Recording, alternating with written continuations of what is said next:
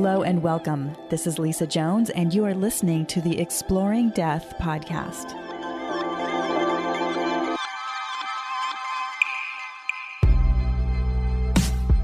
Hello and welcome to the Exploring Death podcast. I'm Lisa Jones, and today I have with me Christina Rasmussen. She is the author of Second First and Where Did You Go? In 2006, she experienced a tragic event which changed the trajectory of her life. She describes grief as a catalyst for redefining identity and outlines the process of re-entry or returning to life. Her mission is to change the way we grieve, the way we live, and how we define our potential in this life and the hereafter. She has consulted on the 2019 movie short, Dream Wisher, and currently working on her very first work of fiction, as she believes that big change requires not only education, but also in media, movies, and entertainment. She is also the host of Dear Life podcast. Her work has been featured at ABC News, Washington Post, Maria Shriver, and the White House blog. She currently works and lives in Lafayette, California with her husband, Eric, their daughters, and their 2 dogs. You can find out more at www.christinarasmussen.com. Welcome, Christina. Lisa, so good to be here with you. Oh my goodness. We were just chatting before we started, and we have so much in common. In fact, I didn't even get to mention about Lafayette, California. My first house was in Moraga, which is just around the corner. I live actually right on the borders of Moraga and Lafayette. So, oh my goodness, I'm like probably a mile away from where you are. Yeah, exactly. Yeah. Oh my goodness, that is just once again such a confluence of connections that we have. And again, a dear friend of ours, Sam Bennett's the one who put us in contact. And like I said, when I started doing the research on you and everything, I was just like, oh my goodness, we have so much in common. And including, unfortunately, the fact that both of our first husbands were diagnosed and with cancer and passed away, which led us on this crazy journey that we've both been on for these last several years. Yes, no, and what an alignment. And I can't believe it took us this long to meet in person. Right. I know. It was meant to be now. It was totally meant to be now. And I want to say, I was just listening to an interview about your new book, the Where Did You Go? And I absolutely love the whole premise of it. And you were talking about, doing these, I don't know if you even call them meditations, but, these places that you go. Yeah. Right. And so I would love for you to share with our listeners about just, I don't know, wherever you want to start, how you got to where you are or how you started writing that book. Yeah, so my journey started in 2006. And prior to that, I have to say, I was a stay-at-home mom, highly educated stay-at-home mom, but a stay-at-home mom. My 2 girls were so young, and we had just moved from California, actually, at the time to Boston. And my 31-year-old husband was diagnosed with stage 4 colon cancer. And at the time they gave him, months to live. And it was such a catastrophic, devastating experience that I thought I was going to die. I really thought I wanted it to be me. I didn't want it to be him. I thought death would be easier than going through, grief and losing him. The journey began then with the diagnosis. Then he lived with this horrible disease for 3.5 years. He died in 2006 at age 35. And that's when I think I died too, but I didn't know it because I got to keep my body, this reality is so confusing. I went on to get a full-time job in the corporate world so I can raise my children. And that's when I discovered that I wasn't actually creating a new chapter for myself. I went to a place that I called the waiting room, the place between the life you have to leave behind because of, catastrophic events and loss, and the life that you could have over on the other side. But millions of people actually never make it there, and they get stuck in the middle, thinking that's their second chapter, that I called the waiting room. And I was there for 3 or 4 years, just struggling and suffering and and not really being happy. And I actually believed that I will never be happy again. I thought, Wow. this is it. This is the rest of my life. I will be unhappy and miserable, and I will never feel joy ever again. I resigned from that corporate job in 2010 and founded Second Firsts, which was my blog at the time. And I started writing every Friday, which that was 8 years ago, and I still write this blog every Friday. That's always been the introduction to my community and readers. So I started writing this blog, and then the blog became a book, the Second First book. And I went into this journey of creating my own dreams, making them come true, helping thousands of people re-enter their life after loss. And then, Lisa, that's when I started to look back at the question, where did you go? You know, I was so afraid of really examining the answer to that question, what happens after we die. And I'm smiling because, and for those who are just listening to the audio, I'm sitting here smiling, saying this, because after he died, I was so scared. I was so scared being alone in my house, going to bed at night. I would have all the lights on, the TV on, the bathroom lights on. And I was like this for about 4 months. And if you had told me then that one day you would write a book called Where Did You Go? And you would take thousands of people to the beyond, taking them outside of this dimension, I would say, you are crazy. There is no way I would be doing this. But I did find a way that was not scary for me. And it started with answering the question, what is reality? What is reality made of? And it had to be more about the math and the science and the physics than ghosts and spirits for me. Right. And I think that is so important. Yeah, because I think for so many people, the whole idea of angels or spirits or ghosts or all of that, I mean, that's what's scary, right? I mean, like the media and everything that's really out there about death and the beyond it's spooky. I mean, that's how it's portrayed. So yeah, I and totally actually understand. that's one of the questions that people ask me over and over again. Are they going to be scared going through these temple journeys? I will talk about that.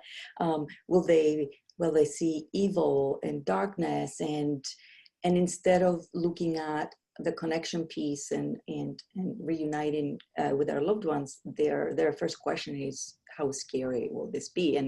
And that was me then as well. So I get it when they ask me that. So for my own journey and my own understanding of what it is that happens after we die, and I needed that answer for myself, and not only for me, for the people who have re-entered and rebuilt their lives. That was the one thing that they would always ask me, what do you think happens after we die? I'm like, I don't know. And I'm like, what if I could find out, you know? And I started on this journey reading. I mean, I read everything that had to do with the holographic universe. And if you're listening and you don't know what that is, you can just Google it. You don't even have to buy my book. There's so much out there. There's something called the holographic principle. There was a study that was done in early 2017 by a UK scientist team that, of course, we can never say for certain, but that they proved that this reality is very close to what a hologram is. And once that I delved into that, Lisa, I said to myself, what if it is the hologram that goes away only, that we can't see, but consciousness exists in that deeper reality that the hologram is projected from? Wow. I love that concept and that idea that just the hologram disappears, but the consciousness is still there. Yes. And I so believe, I mean, my whole body is chilling, yes. Which for me means truth, yes. You know, because that's how, for example, I'm able to communicate with people, yes. From the other side, is because, yes. They're still there. They're not, right. It's just, unfortunately, they're not in our physical reality. And that's the part that we as humans struggle with, because we miss them so much, and we want to have them here. And I wonder, like, even as I'm saying this, I love having organic conversations like this. It's like, why do they stop the hologram? Like, so if it is true that that this holographic experience is being projected from the deeper reality, that's why we're all entangled. There's something called the entanglement theory, and we're all entangled and connected. So whenever people say, oh, I just had a miracle, actually, the only reason why something looks like a miracle or unexpected or synchronicity is because we only see the hologram, and we only see in a very individual way. When everything is entangled and connected, it's funny, I think that the deeper reality is back there somewhere, but when everything is entangled and connected, then the miracle is the normal thing. The synchronicity is normal. We are still connected with them. We are with them. It's just that we are experiencing reality through the hologram right now in this lifetime. And we can't see them in the way that we used to because they're not projecting their hologram. And there's another physicist that I always send people to. Someone said to me, how come you're sending people to all these books and not to your book? You can buy my book too. I'm not saying you shouldn't, but there's so much out there that everyone needs to read to be educated. There are two books called, one is called Biocentrism, and the other one is called Beyond Biocentrism by Robert Lanza. And Robert Lanza, who's a scientist, said that, and I loved what he said, and it's inside my book, and I'm going to paraphrase. He said, when we die in someone else's reality, but not in ours. When I heard that positioned in that way, I was like, okay, so he's dead for me, but alive for him. Right. And imagine if that's true, and I'm not talking to him or connecting with him. This is like, that's kind of rude, right? and the other thing, I said to myself, why is it that we wait for them to come to us? What about us going to them? I love that. It's a That is so two-way true. That is so true, because you're absolutely right. They're still here. They're around us. I mean, I get signs all the time from my passed away loved ones. And so, like you said, why am I waiting for the sign? Why don't I give them a sign? Yes, go to them. And when I created these temple journeys, I took all the laws that I discovered and translated them in a way that someone could experience their own connection. And when I started having experiences, and then I put the journeys to a study group of 50 people from all over the world. Lisa, the first time we went through the very first step, we went there. I don't want to say I took them, because I believe that we have to take ourselves. So we came back, and I remember I had my eyes closed, and for those who can't see me, I was my eyes closed, and I was like, this is it. I had signed my book deal by then. We were all underway, moving forward. If this was not going to work, I was not going to write the book, because it had to work for others and not just for me. And they came back, and we did it all on the video Zoom, just like we are now, but with 50 video cameras. They came back, brought their video screens back on, and I said, so the very first is an opening, is a doorway. And at the time, because I had only seen my own doorway, I told them it was a crystal door. And they came back and they said, Christina, our door, my door was not crystal. And I'm like, what was it? And everyone had their own opening. It could have been anything. And then that first step was just about them feeling the energy shift and the vibrational shift and coming back. I didn't expect them, the majority of them actually connected with their loved ones. And they were not supposed to, I didn't. I thought it's going to take us to the next, because every step takes us deeper and deeper and deeper. I thought it would take time for them. And it's interesting, as I'm saying this, Lisa, now we have a private closed Facebook group called Where Did You Go? With 1,100 journeyers, readers of the book. Even though it's so interesting to me now, as I'm saying this, even though the book and the journey and the process is made in these steps, so we are not supposed to meet them right in the beginning of the journey, but the more we let go and the deeper we go, then we have a better chance in connecting with that consciousness. But everyone is looking for them immediately as soon as they go through the door. A lot of people find them immediately, and those who have not and are not able to, it's very frustrating for them because they read everyone else's stories and like, I want the same thing. They believe because everyone else is experiencing it, and now they want their own. But I was just, as I was saying this, I was thinking to myself, it's immediate. As soon as we try to go there, they come to us as well. Like we connect, we find a way in the middle. And then for those who are not able to journey with the process, they go to bed at night and sleep, and they get visitation streams. And that has been an unbelievable thing that has been happening. And people started reporting them. So one reported them, and then 20 people, oh my God, me too. That was not a coincidence. So they would journey, they couldn't experience anything, then they would go to sleep, and they would have one of those very rare visitation dreams. Wow. Again, my whole body is just tingled. It's amazing. And I love that, because I was thinking about that, is not everybody, is going to have the same experience, but they found another way through their dreams to be able to connect, but they opened the door through the temple journey. And Lisa, I have to say, when I was putting this together, I kept saying it can't be a door at the first step. The reason why I decided that it was a door is that we had to work with the brain. The brain will do it. The brain's job is to keep you realistic within this reality and safe and protected from anything that could hurt you, any danger. This is the survivor human, right? This is what we're built to survive. So the brain's job is to make sure that you're not going anywhere else but your habitual experience and nothing else. So I had to work with the brain, and I had to trick the brain to believe that it's just going into another room, that it's just leaving this room and it's going to another. And so for it to let us go, we had to make the brain a friend. So the brain would take us all the way to the opening, and then consciousness would take over once we were in.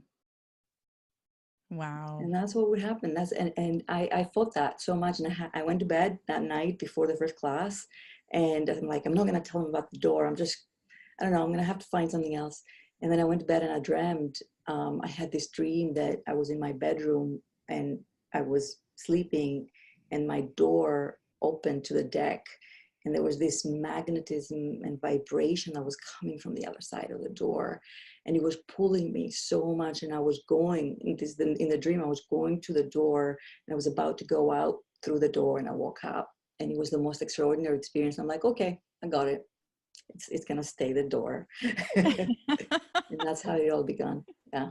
Wow, that is so powerful. And what I love is that I just feel like there's such an energetic movement or shift that's happening right now, because back when my husband died in 2004, and I, probably even know most of my story, but I had, the night that he died, I actually had it's called a shared death experience, where I left my body and went to heaven, quote unquote, and saw the preparations for him, because I literally thought he was going to hell because he hadn't been baptized. I mean, that's how I was so brainwashed into believing. Yes, into believing that concept, that I truly believe it was divine dispensation that they gave me, because I don't think I could have gone on had I thought he had gone to hell. And I had to see. You had to see. I had to see it, and they showed it to me, and it was so much like a near-death experience, which I only realize now in the last year. Lisa.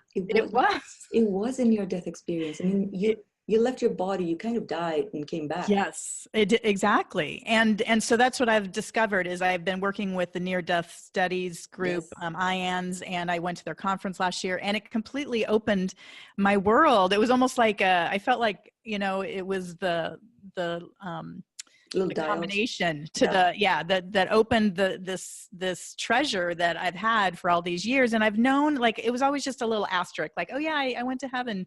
It was amazing. But then now I realize, like, wow, I literally left my body, went to this other realm, saw them preparing, felt the never ending love that's over there. Never ending. And just as he was starting to come in, that's when, I was woken up. My brother-in-law knocked on the door and said, noise coming through when you were coming back? Was it like loud or? It was more like a trap door. I was there and then boom, I thud landed back in my daughter's room where I was, laying in the bed. Yeah. And, but I was so happy because I thought when my husband died, I had not lost any of my family at that point. I was 37 and, I literally thought I was not going to be able to move forward, but I was giddy with so much. I was overjoyed with the love and knowing that he was going to be there. And then he started talking to me that morning before I had to go tell the children. That is so good. Right. So it was but here I was a CPA.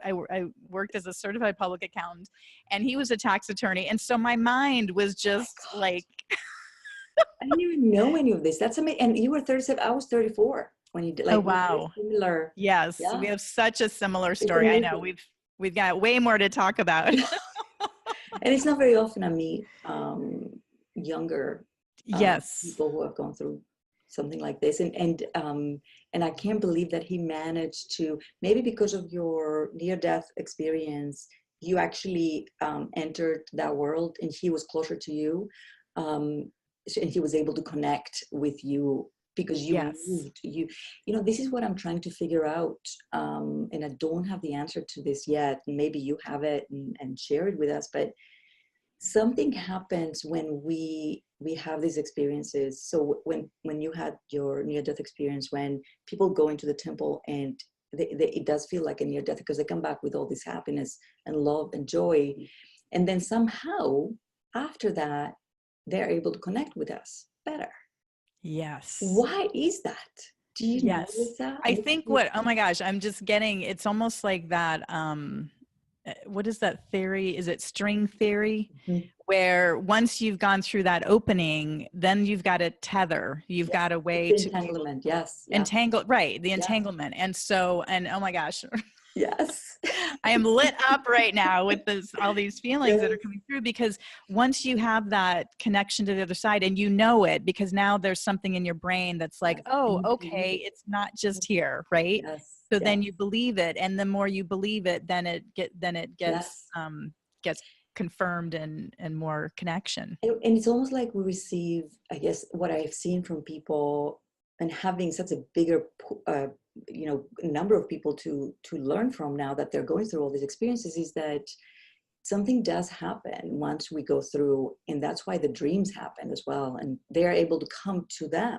There was someone today, I mean, this happens every day, many times a day, said that she was arriving at the door, she could see the door, and all of a sudden 2 hands came forward, and they were her husband's hands trying to hold her. And a lot of them cry and feel a lot of emotional love, and they say to me, Christina, is that normal? I said, it feels like a real experience, so of course you're gonna feel things. It's like creating a new memory. That's right. You're gonna feel That's right. Oh my goodness. Yeah. Wow. Well, I think that was my point, is that now, I mean, because it's, 10, 15, almost, it's 15 years. In fact, it was just 15 years ago, my husband died on the 22nd of February. Yeah. And that's when I had my shared death experience and all of that. And it's come such a long way, because again, me being that CPA, and I'm like, what is going on? Like, I thought, I was losing my mind when I started getting spirits talking to me, my husband. And then it started, all these angels, and then all these other passed away loved ones. So then when I quit my hedge fund job, next thing I know, I was asked to do I was on stage in front of 150 people, channeling dead people. It was just, and then a radio show. It was like, how was it when, and just, first of all, this is incredible. And this is why your story is so important, because what you said, you were a CPA, like you were just living a normal life.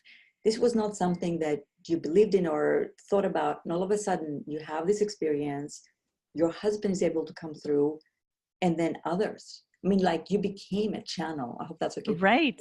Yeah. Yes. You became, and you must have, I know, I wonder sometimes, this must have been part of your destiny. I have to believe it is, because this is nothing. As a small child, I did not think I would grow up to be a medium and a channel and doing all this type of work. And now I'm a hospice volunteer, and you know, I work with. I have here in Maui, we have the International Association of Near-Death Studies group. In fact, tonight we have a speaker coming in. So I just suddenly I'm just in this, and I can't stop. I mean, it makes me so happy. That's right. People are like, that's why people like, so the happy part, people are surprised about that. Like, how can death make you, but it's because you discovered there is no end. This is what this book is about, actually. And someone said to me, you need to let people know this is about life and not death. And I'm like, I know, but I'll let them figure this out on their own, because it's everyone's own and unique journey that they have to experience. Even when you heard stories about other people experiencing this, when you had that experience, it was very different. And unless we have our own experiences, like we've come far in our discoveries actually, but not in our experiences. And I think our experiences are the most crucial part in our evolution. One day, Lisa, and I know you must, I don't know, we haven't talked before, so I don't know, but I know that people like us believe this, is that everyone will be communicating like this. Yes. Don't you think? Absolutely. Absolutely. And even telepathically on this earth, I'm telepathically communicating with my friends all the time. And it's, and it still freaks me out, you know? But do you know why we are able to do that? Like everyone is, we are actually, so this is a sea of energy, right, around us. And I'm moving my hands. This is the field, the quantum field. And there's data and information here. So your consciousness is interacting with the field and getting that information from your friends. And your friends can do the same to you. It's just that when we don't know that we can, we are not observing that reality, and we're not aware that it's happening. And then sometimes we realize, oh my gosh, I was just thinking about that. Oh, the phone rings, right? And you're like, I was just thinking about you. Of course. And then the person who called you just tapped into that thought in the common field, in that quantum field. Right. And there it was. The connection takes place in the field as much as it's taking place in sound, as you can hear my voice right now, and in vision.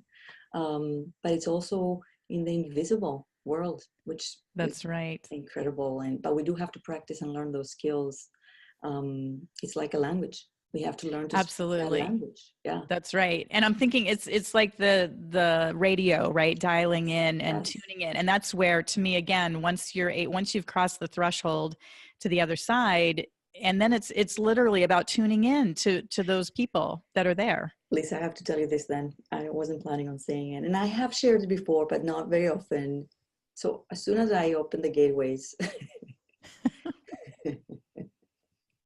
I'm laughing because you'll see my reaction. I opened the gateways, and of course, every time I would go to sleep, I would see dead people, and they would freak me out so much that I would wake up scared. Because it's one thing for me to be interacting in this journey that I create, and I'm choosing to go, and I'm choosing to invite.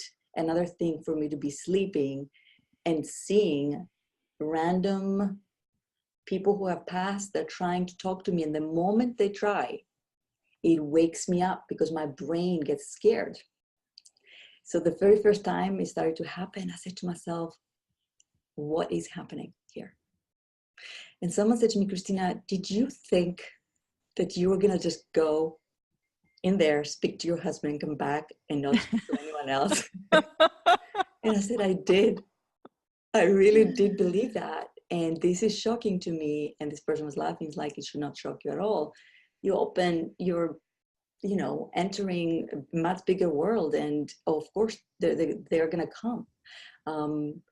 So it wasn't my favorite way of experiencing this, because it was very it was sudden always, and it would wake me up. And then I read the beginning of the book from Tyler Henry, the Hollywood medium. Yes. And that's what started to make sense to me, because I was trying to understand myself and I couldn't really tell people about it. Like I see dead people in my dreams every night. I go to bed and there they are, and they come and they're trying to get my attention, and you wake up. And in his book, in the beginning, he talks about how they used to come to his dreams, and he would wake up frightened as well. And then he started doing his way of doing it, his process, I guess, with the writing. Whatever he does is wonderful and brilliant. But it's amazing to me that there's no more studies. Shouldn't people come over there and test you, Lisa? Shouldn't people come over here and test me and start to learn from how we open this gateway and portal and understand what needs to take place to get millions of people to be able to do this and interact? Right. Amazing. Well, that's my destiny, I think, is to shine light on death. And that's what this is all about. That's this whole Exploring Death podcast and connecting with people like you. Of your podcast, by the way. And actually the first time I saw it, I'm like, really? Oh my God, this is amazing. Or maybe she's just calling this podcast with me Exploring Death. No. And I kept going, no, this is the name of her podcast. That's amazing. So thank you for this is the name. And I'm still like, this is the name of the whole podcast, right? That's right. Yes. Amazing. The whole podcast. Yeah. And I get to talk to amazing people like you. I talk to mediums and people that have had near-death experiences, and even attorneys to help people get their affairs in order, because that's another thing. People are so resistant to death. They don't even want to deal with, getting their wills done and things which need to happen. These are things, as you know, as a young widow, as I was, that needed to be in order, or else, you're really left in a bad way. Yes, it happens to us all.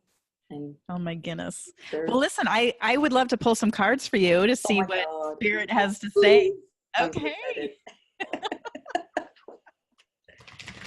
Let me shuffle my cards. Oh my goodness.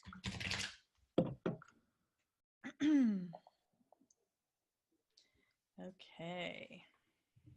Let us see here. Okay, well, this is great. I feel like this is kind of an overall theme. We'll see once we get them all out, but kind of just this conversation that we're having. So the first card is always the blockage card, and it's joy. And what I love about that, right, is that death, everyone is like so freaking afraid of death. And joy is not available because it's blocked. Yes. Because once again, the media and our whole culture is hide death, put it behind closed doors, don't talk about it, make it scary, right?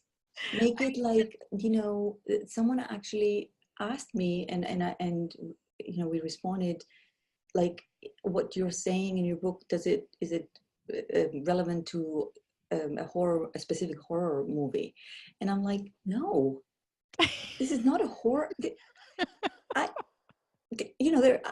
Obviously it is so far away from reality, and it is actually, people say to me, is it normal that I feel more joy after I come back? I'm like, yes, because you're entering a higher vibration. That's right. You're entering the heavens. Right.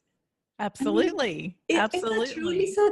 Absolutely. You tell me, No, that is absolutely true. And it's so funny, even on my iPhone, when I type anything, like I'll say, my podcast, Exploring Death. And when you type out death, it comes up with a skull and crossbones. Like what, again, this is our society. It's like death is doom and gloom and negative and dark and all of that. And it's so not that. It is so opposite. So interestingly, oh my gosh, I love this. So our action card is silence, which is all about, because people are so busy. People are, it's like they want to escape from it and get away from it rather than just go into the silence. And in fact, doing the type of work that which I love, that you're educating people on how to go into this, the temple. And they leave their bodies. That's like you go into right. And people, you should see the conversations. So everyone is giving tips of how relaxed you can get, and one of the things that I love, and I'll talk about silence. I went to the sensory deprivation tanks, and I'm talking about them a lot, and I'm not affiliated with any of them. I'm not working with them, but if you are in a city or a town that has a company that has this sensory deprivation tanks where you can go into, immerse your body into water, salt water, and you feel as if you have no body. There's complete silence, complete silence and no light. They float. They're called float pods, right? The first time I went there and I went into my temple journey in there, the silence. I walked in, Lisa, and I could hear the temple. Wow. I could hear the beyond. Like it was just this quiet. And I'm whispering here at the same time. But like, even just talking about it brings back to that vibration, you know. So now once a week, I make sure I go into that pod and I shut everything down. And I've had in my journeys, and people who don't know what the temple journey is, I've named it this, is us living the third dimension and going into the beyond and exploring that universe from a place of light and no bodies and no physical form. But I've had some of the most extraordinary journeys ever in there. I mean, it's amazing. I love it. I love it. So that's absolutely silence. The action is silence. Go into that. I love the idea of going into a deprivation tank. I've never done it myself, but I'm going to see if they've got one of those here on Maui. I'm not sure if they do. Hopefully. Yes. That's great. Well, and then the outcome card is essence, which I mean, that just sums it up. I mean, it brings you back to your pure essence of consciousness, which is what we are and when it comes, right? Love and infinite, timeless, ageless, everywhere. You know, there's no end, there's no beginning. There's just, even the Big Bang, you know, we think we've had a beginning, but there was another Big Bang before it, and before, like, there's no end to any of this. There's no death. There's nothing. There's just lighting up all the darkness. If there wasn't. That's right. Yeah. Light and love. That's all there is. Yeah. And I think for everyone who's going through any kind of loss and listening to this, you're going to experience grief because you did lose the physical hologram, right? That hologram of a person you will miss holding their hands and sleeping in bed at night with them and sharing third dimension experiences with them, like we all do. And we have to grieve and mourn, and that's healing and helpful, but we should never stay there. Right. Like, grieving is not supposed to happen for the rest of our lives. Memories are supposed to remember, but not grieve forever. And I know I get a lot of opposition when I say this, but if you're still here, you're not supposed to stay stuck in suffering. You're supposed to absolutely, Christina, I love it that you talk about this waiting room that grieving people go into, because that's what happened. So right after my husband died, I took my children to a grief group, and the kids went into another room and did arts and crafts or whatever. And I sat with the parents, and they went around the circle talking about their experience. And every one of them, they were like talking. And I was like, oh my God, how horrible, you know, that person got electrocuted. And then they're like, and that was 5 years ago. And I'm like, because my husband had just died, and I'm like, I am not sitting here and in 5 years and gonna. So I couldn't go back because I did not want to get stuck. That's the way. That's the culture's traditional culture support groups. They are actually waiting rooms, and these places help for the first few times, but then there are people in those groups. And I went to the same type of place where the kids go in the other room. It's like we're living the same life. I know. The kids went in there. That's where I met my husband. Oh, wow. Okay. So I went there for about a year and a half. So the kids would go into another room, and the parents would stay in this other room. And I remember there's at least 2 or 3 people there. They've been there for 3 to 4 years. Right. And every time there was a new person, they were telling their story and their moment of impact, which is the event. So they kept reliving and re-traumatizing themselves through that event. And I talk a lot about that in my first book, because we re-traumatize ourselves. We actually stay in that stuckness, in that infinite loop of mourning. And that is not healing. Repeating your story a million times by having this, what I call a grief trance, while everyone is listening, is not good long-term. It's great in the beginning. We're supposed to process. Yeah. Well, and it becomes your identity, because then that's who you become. And then you don't even know who you are anymore, because you've lost yourself now into becoming, you know, and I look back at my time, you know, and I was not a widow for very long, but I mean, there's definitely some power in being a widow. I mean, you get a lot of attention from, and I'm sure, Drama. again, this is Yeah. very Yes. challenging for some people to hear. Yes, it is. But And we've been there. And the thing is, I think, Lisa, it's okay for us to talk about this because we've been in that place and we've been in these rooms and groups. And I was in a waiting room of fear. You know, I call the fear center of our brain the survivor self. And I created 3 personas. I'm a visual person. That's in the first book. And where the survivor self is the fear center, is trying to keep us safe of not ever being hurt again. The watcher self is that higher self, the wisdom that we lose actually after loss. We lose our wisdom. And then the thriver self is the kid, you know, the dreamer, the player, the fun that we have no access to after loss. And when we enter that waiting room, you might as well be dead. We are more dead there than the people we've lost are. Absolutely. I totally agree with you. Yeah. Wow. That's powerful. That's really powerful. Well, I love that we're on the same page about, yes, you have to grieve. There's no doubt, of course, when you lose somebody, losing that physical reality of them is devastating. And, but at the same time, like you said, if you go in that waiting room, you're more dead than they are because you've stopped living your life. And people ask me about timeline and when is it the right time? And I want to say that answer lives with you. You decide when you feel stuck and when this feels more like fear versus grief. Someone said to me, what keeps you inside the waiting room? I said, grief puts you in there and fear keeps you in there. So now, I love it. And for those, you know, why did I write this book? I think I didn't just write it to discover where he went. I wrote it also to discover where I get to go. Beautiful. I wanted to know. I wanted to understand, and all I can say is, wow, we don't even have to ever go and see movies. The reality is, if we are trying to understand reality and how magical it is, it's better than any movies, better than any novels and fiction stories. We live in a playground of magic and miracles. That's right. That's right. I used to say before my husband died, I lived in a 3D world with like a black and white television with, 3 channels on it. And then after my out of body experience, shared death experience, I'm like in a freaking IMAX, with Dolby sound and Technicolor and and life truly is magical.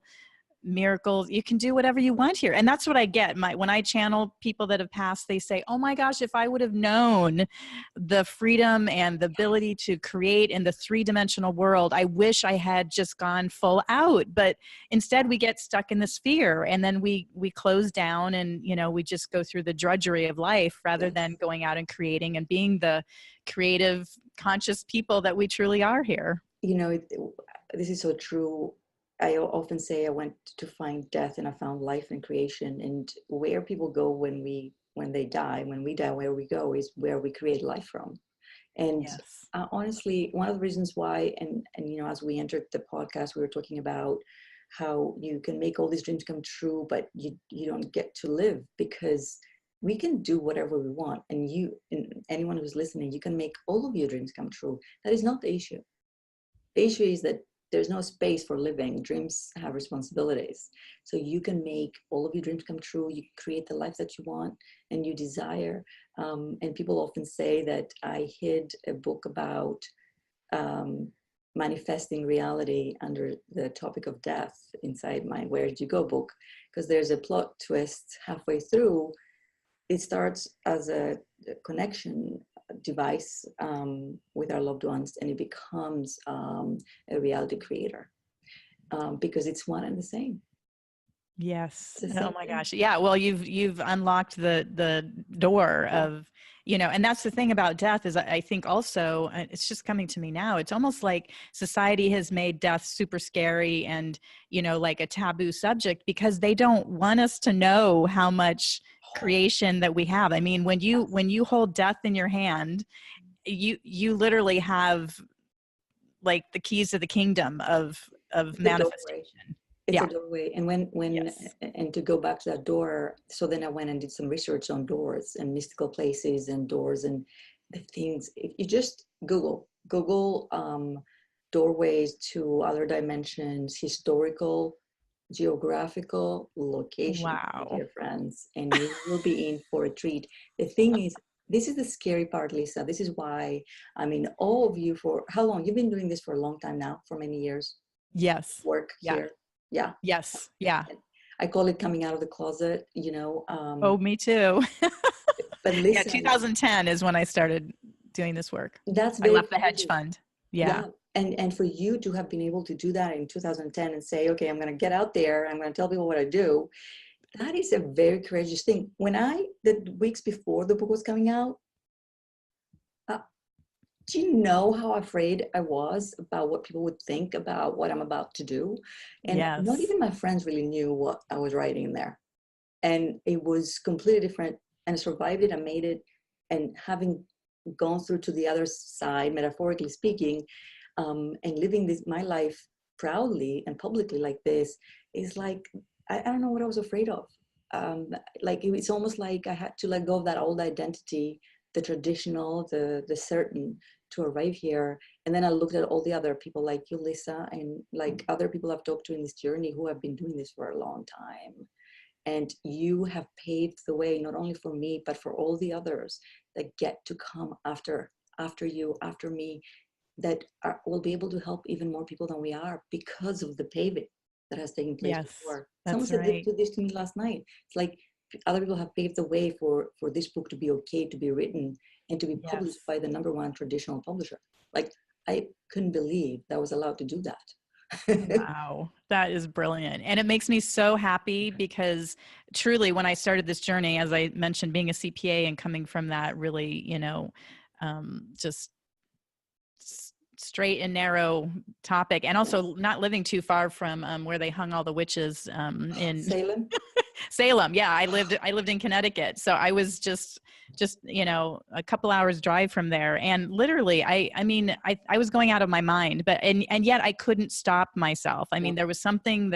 there was an energy propelling me forward that just I couldn't stop. There's So no stopping once. The thing is, and I knew that, and I remember not wanting to write the book and saying no to the book, and I started to write a fiction version, which I will finish now after, because of course I could say it as a fiction, but I couldn't say it as real. But then the more research I did, this was as real as you can be. There's yes. no unreal. This is real. This is reality as we know it. And actually, physicists will tell you about the observer effect. Will tell you about the different dimensions. These are not the dimensions of the spirit. This is real dimensions. The multiverse, the parallel universes, the infinite versions of ourselves. Right. I mean, Oh my God, I love this. I could talk to you all day, Christina. forever. Well, the good news is we will be, because, Yes, telepathically we're in that field. Yes. This was awesome. Well, thank you so much. Is there anything else that comes to mind? Do you want to share any, how people can get a hold of you, or just any last tips or anything? Yep. Grab the book. Where did you go? Go on Amazon. Just put the words "Where did you go" on there. You can find me at ChristinaRasmussen.com. And I actually say to people, the book will find you. Don't you worry if you're ready. And it does. It will find. And go and read The Holographic Universe. Go and read Beyond Biocentrism. Go and find out about the doors, the mystical doors, the dimensions, the multiverse. Like, educate yourself. These are the basics that we need to know to live our life from that new place. Beautiful. Oh my goodness. What an amazing conversation. Thank you so much, Christina. Thank you, Lisa. Thank you for listening to the Exploring Death podcast. This podcast is for entertainment purposes only. Before you make any financial or legal decisions, consult a professional. This show is copyrighted by Exploring Death. Written permission must be granted before syndication or rebroadcasting.